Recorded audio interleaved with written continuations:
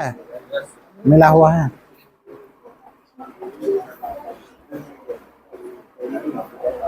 बातें नहीं बुआ।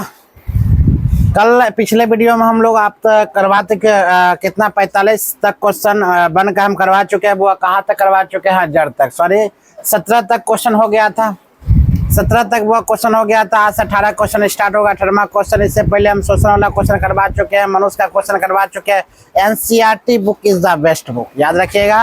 NCERT book is the best book. NCERT आप पढ़िए, नौकरी लीजिए। एनसीईआरटी के खिलाफ अगर आप जाइएगा आपको नौकरी होने में बहुत टाइम लगेगा, याद रखिएगा। एनसीईआरटी के साथ आप जाते हैं तो आपको नौकरी 100% श्योर मिलेगी, याद रखिएगा। आप बोलिएगा सर आप क्या पढ़े? तो हम वो एनसीईआरटी पढ़ ले, पहले से बताने वाला नहीं, तो हम लूसेंट को लेकर चले थे। Lucent is the best book. Lucent भी बेहतर बुक आपका है, लेकिन लूसेंट एक नोट्स बुआ है। क्या है? नोट्स है। आप एनसीईआरटी बुक पढ़ लीजिएगा, उसके बाद नोट्स जाकर रिविजन कर लीजिएगा, यानी कि नोट्स का क्या रिवीजन बुक है।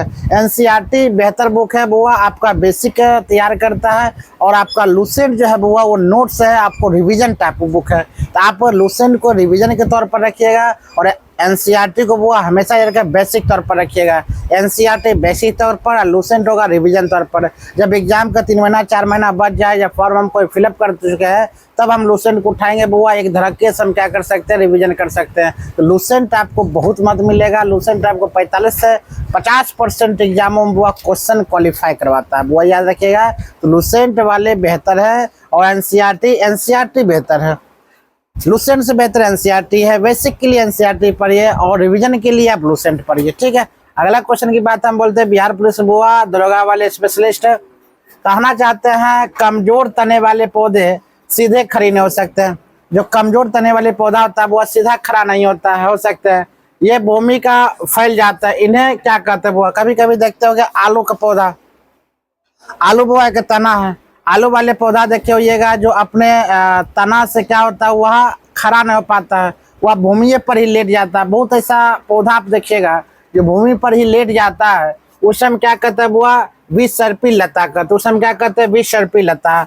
विसर्पी लता मतलब लेट जाते तो लता कहते हैं। इस प्रकार के क्वेश्चन आपको पूछा जाएगा एनसीईआरटी बुक से बुआ, हमेशा याद रखिएगा। हम बार बार एक ही को बात बोल रहे हैं आपको, एनसीईआरटी बेसिक है, लूसेंट रिवीजन है। एनसीईआरटी बेसिक है, लूसेंट रिवीजन है। लूसेंट पढ़ने वाले एग्जाम का मतलब 50% क्वालिफाई करे। आप सोचिएगा लूसेंट पर क्या एग्जाम क्वालिफाई कर ले तो गलत बात है। आपको एनसीईआरटी का बेसिक होना चाहिए। लूसेंट बुक वो रिवीजन बुक है। रिवीजन अगर लूसेंट को 10 बार 20 बार हम पढ़ लेते हैं, मतलब रिवीजन ज्यादा हो गए, इसका मतलब हम कोई भी एग्जाम आराम से निकाल सकते हैं। आप एक बार लूसेंट पढ़ के आप चाहिएगा हम एग्जाम निकाल ले, ऐसा बात तो नहीं होता है। लूसेंट के 5 बार 7 बार 20 बार 10 बार अगर पढ़ लेते हैं, 10 बार लूसेंट को 10 बार अगर पढ़ लेते हैं, एक एक क्वेश्चन अगर हमें आ जाता है तो एग्जाम निकलना क्या है? कोई सा भी एग्जाम नहीं, बिहार के तमाम एग्जाम निकल सकती है। यहाँ तक बीपीएससी एग्जाम भी क्वालिफाई कर सकते हैं प्रीलिम्स से, लेकिन मेंस के लिए आपको एनसीईआरटी बुक चॉइस करना ही पड़ेगा। अगला क्वेश्चन की बात अगर बोलते हैं, अगला क्वेश्चन लग रहा है पत्तियों में सिराए द्वारा बनाए गए डिजाइन को क्या कहते हैं? वो शिरा विन्यास। क्या कहते हैं? वो शिरा विन्यास। आय कहते हैं पुष्प के केंद्र में स्थित भाग को क्या कहते हैं? स्त्री केसर। क्या कहते हैं? वो स्त्री केसर। छोटे और कोमल पौधे कहलाते हैं वो शाक। छोटे और कोमल पौधे क्या कहलाते हैं? शाक। अरे बुआ 15।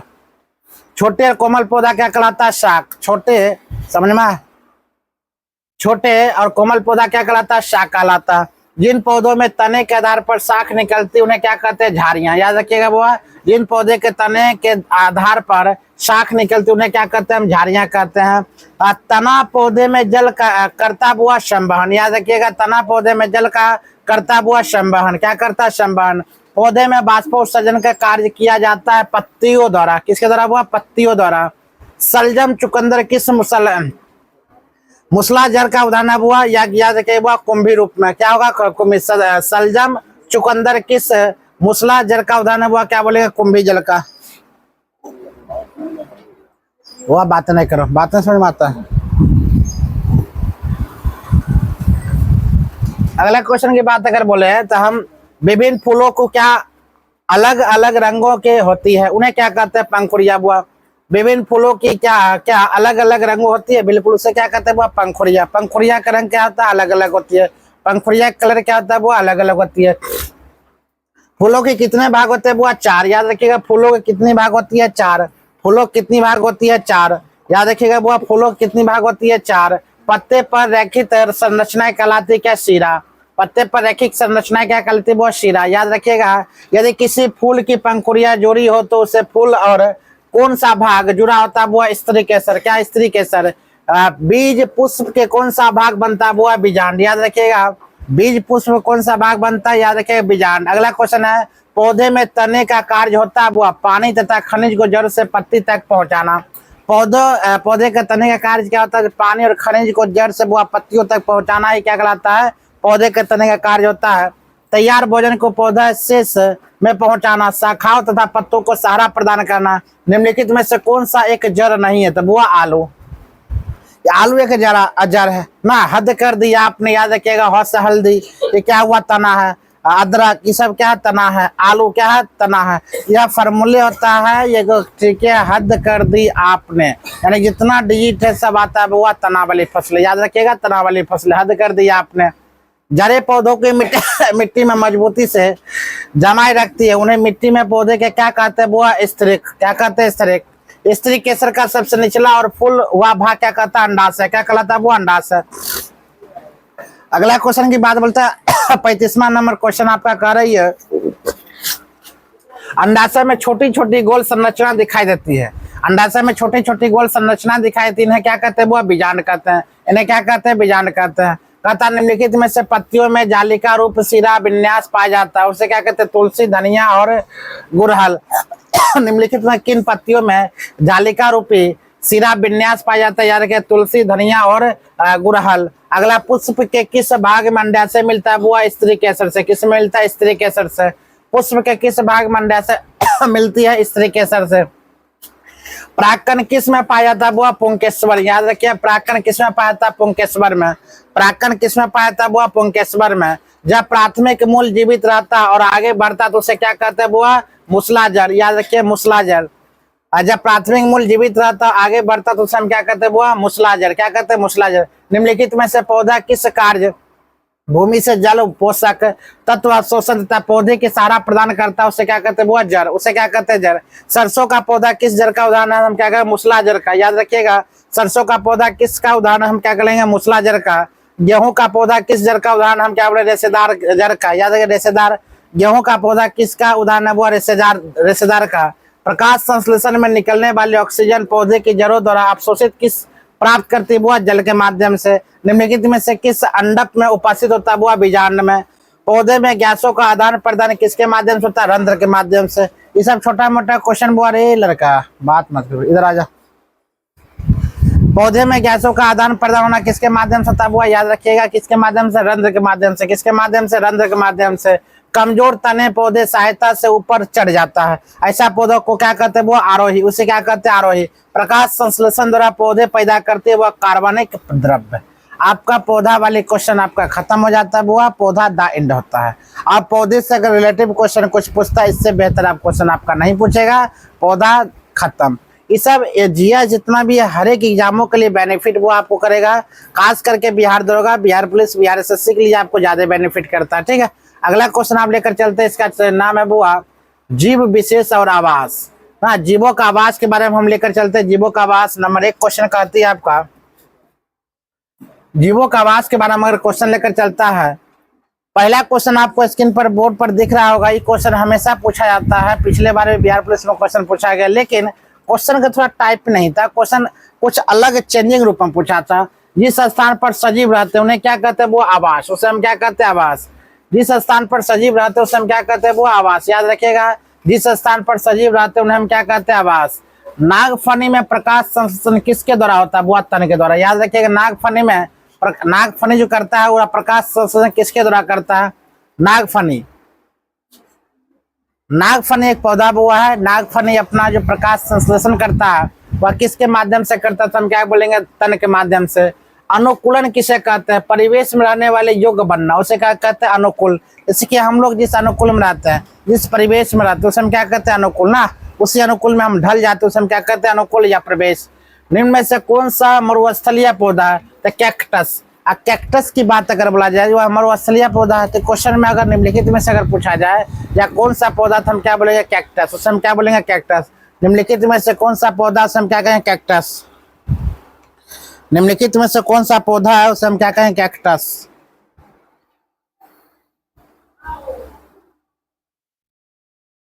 वह याद रखना, निम्नलिखित में से कौन मिलता है, इनमें से कौन सा मरुस्थलीय पौधा हम क्या बोलेंगे? कैक्टस। उससे क्या बोलेंगे? कैक्टस।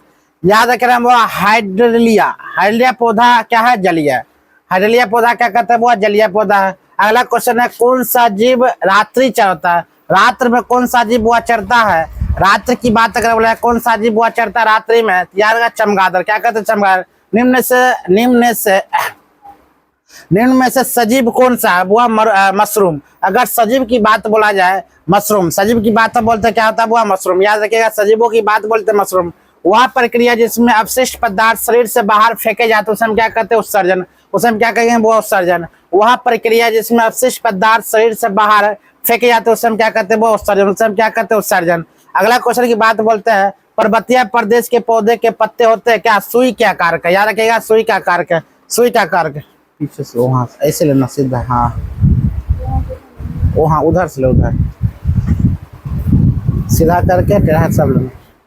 अरे ध्यान दो, पर्वतीय प्रदेश के पौधे के पत्ते क्या करते हैं? सुई के आकार का। किसे कहते हैं? सुई के आकार का। अगला क्वेश्चन की बात अगर बीजों के अंकुरन के लिए आवश्यक कारक कौन है? वो वायु जल प्रकाश। वायु जल प्रकाश मतलब बीजों के अंकुरन के लिए आवश्यक क्या होता है? वायु जल प्रकाश। क्या होता है? वो वायु जल प्रकाश। अगला क्वेश्चन की बात अगर बोले, पर्वतीय क्षेत्र के जंतु की विशेषता क्या है?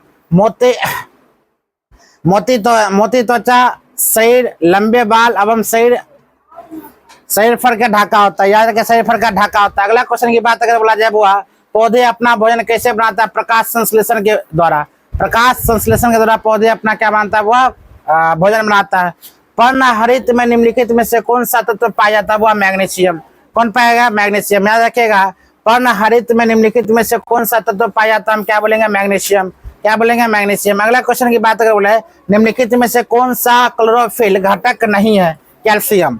निम्नलिखित में से कौन सा क्लोरोफिल घटक नहीं, हम क्या बोलेंगे? वो कैल्शियम। अगला क्वेश्चन है, प्रकाश संश्लेषण का उत्पादक कौन है? वो O2। प्रकाश संश्लेषण की बात बोला जाए, कौन है? O2। पीछे से लो, पीछे से सीधा करके लो, सीधा करके ऐसे। हाँ, उसे क्या कहते हैं? Calcium O2। प्रकाश संश्लेषण के दौरान हरे पौधे अवशोषित करते हैं वो कार्बन डाइऑक्साइड। तुम लोग का हो गया है? सबका हो गया है? टाइमिंग हो जाएगा, हमको बताना, ठीक है। अगला क्वेश्चन, प्रकाश संश्लेषण प्रक्रिया के लिए निम्नलिखित में से किससे उपस्थित आवश्यक है? वो ऑक्सीजन। क्या बोलेंगे? ऑक्सीजन। ऑक्सीजन बोलेंगे। अगला क्वेश्चन की बात बोले, नेक्स्ट क्वेश्चन की बात है 18वां नंबर क्वेश्चन का था, वो ऑक्सीजन जो प्रकाश संश्लेषण से उत्पन्न होती है उसे क्या कहते हैं? जल से। उसे किससे होता है? वो जल से। याद रखिएगा, उसे किससे होता है? जल से। ऑक्सीजन जो प्रकाश संश्लेषण उत्पन्न होती है उसे हम किससे? वो जल से। अगर निम्नलिखित पर विचार किया जाए, ए लड़का आगे हम बैठ के बात कर रहा, बार बार हम बोल रहे क्यों चीज नहीं समझ में आता? इतना होशियार करता पर भी बुर्बक करता है। निम्नलिखित पर विचार करना, वो उत्सर्जन, उद्दीपन, प्रति अनुक्रिया, प्रजनन, उपयुक्त में से कोई इस लक्षण सम्मिलित हुआ है? मतलब 1 2 3 सभी सही होगा। आगे, बाहरी वातावरण में होने वाले कुछ परिवर्तन जैसे कांटा चुभना, तेज प्रकाश, प्रिय व्यंजन इत्यादि को क्या कहते हैं? वो उद्दीपन। उसे हम क्या कहते हैं? उद्दीपन। अगला क्वेश्चन वो आपका कहता है, निम्नलिखित में से किसमें श्वसन प्रक्रिया उत्पन्न होती है? निम्नलिखित में से किसमें श्वसन प्रक्रिया उत्पन्न होती है? तो याद रखिए, श्वसन प्रक्रिया की बात बोला जाए, निम्नलिखित में से किसमें श्वसन प्रक्रिया उत्पन्न होता है? तो पौधा में, जीव में, बीज में, नीचे दिए गए कुछ सही में हुआ 1 2 3 या सभी में क्या उत्पन्न होता है? श्वसन की प्रक्रिया। पौधा भी श्वसन प्रक्रिया करता है, बुआ जीव भी श्वसन प्रक्रिया करता है, बीज भी श्वसन प्रक्रिया करता है।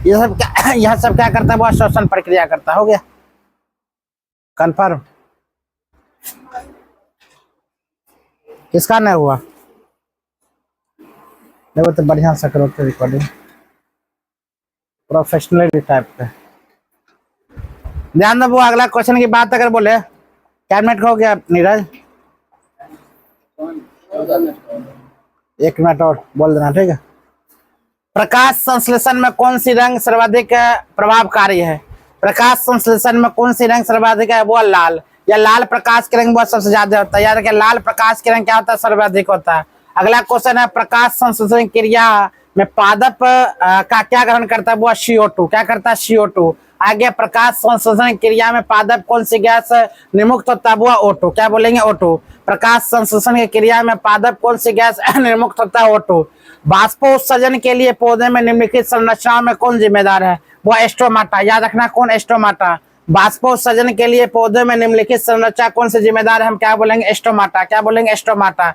अगला क्वेश्चन की बात है प्रकाश संश्लेषण की प्रकाशिक अभिक्रिया क्लोरोप्लास्ट में कहा जाता है उत्पन्न क्या कहते हैं? वो ग्रेना। क्या कहेंगे? ग्रेना। याद रखें क्या कहेंगे? ग्रेना। क्या कहेंगे? वो ग्रेना। अगला क्वेश्चन की बात बोले श्वसन के लिए सतह किसके द्वारा उपस्थित ऑक्सीजन विस्तृत होकर पत्ती में कोशिकाओं तक पहुंचती है? वो क्या बोलेंगे? स्टोमाटा द्वारा। किसके द्वारा? वो स्टोमाटा द्वारा।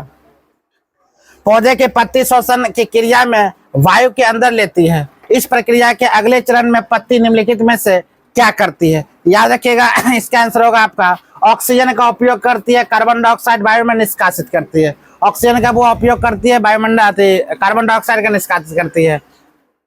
कहा था वो निम्नलिखित में से विचार किया जाए। विचार क्या करें समझ में आता है। ऑक्टोपस, याद रखिए ऑक्टोपस डॉल्फिन युक्त सभी मतलब दोनों होगा। निम्नलिखित में से और विचार करना वो मछली, स्वीडन, ऑक्टोपस उपयुक्त में शरीर का धारा रेखीय नहीं है, केवल 2 और 3। अगर धारा रेखीय की बात बोला जाए वो क्या है? धारा रेखीय कौन है? मछली है। धारा रेखीय की बात बोला जाए कौन है? मछली है। ये दोनों नहीं है, वो कौन नहीं है? हाँ ऑक्टोपस नहीं है। आगे मृदा जल एवं वायु किस आवास के घटक है? मृदा जल एवं वायु किस आवास के घटक है? वो अजैव घटक। क्या बोलेंगे? अजैव। जैव मतलब प्राकृतिक, अजैव मतलब निर्जीव। याद रखिएगा मृदा जल वायु किस आवास के घटक है? हम क्या बोलेंगे? अजैव घटक। आगे उद्दीपन किसके कहते हैं? वो वातावरण में होने वाले परिवर्तन को हम क्या कहते हैं? उद्दीपन। वातावरण के परिवर्तन में होने वाले हम क्या कहते हैं? वो उद्दीपन। उत्सर्जन किसे कहते हैं? याद रखिए अपशिष्ट पदार्थों को बाहर निकालना। अपशिष्ट पदार्थों को बाहर निकालना क्या कहता है? उत्सर्जन। याद रखिएगा अपशिष्ट पदार्थों को बाहर निकालना क्या कहता है? उत्सर्जन। जलीय पौधों को तना होता है लंबा हल्का खोखला। लंबा हल्का खोखला। तब वो आपका क्वेश्चन हो जाता है यहाँ समाप्त। मतलब बिहार पुलिस स्पेशलिस्ट आपका साइंस जो है यह समाप्त होता है। ठीक है, नेक्स्ट वीडियो हम लेकर चलते हैं। वाह बंद करो।